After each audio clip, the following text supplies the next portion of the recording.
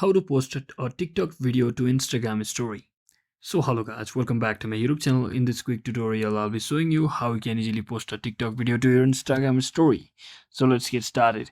First, just head over to your TikTok application and make sure you are logged into your account. Now as you can see, this is the video I will want to share, or you can also actually head over to your profile section and simply open the video which you want to share. So let's say I want to share this video over here, and simply click on this three dot icon and you will be getting the option to directly share it in your Instagram story.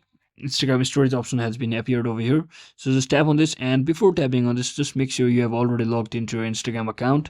So let me just quickly show you that I have already logged into my Instagram account over here.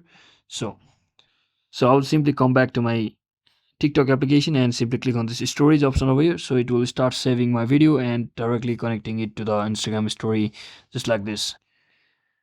So as you can see, my story has been appeared in the Instagram story. So now I can simply click on this send and share it with my friends on my story. So that is exactly how we do it, guys. I hope this video was informational. If it was, don't forget to like and subscribe to the channel. See you on the next one.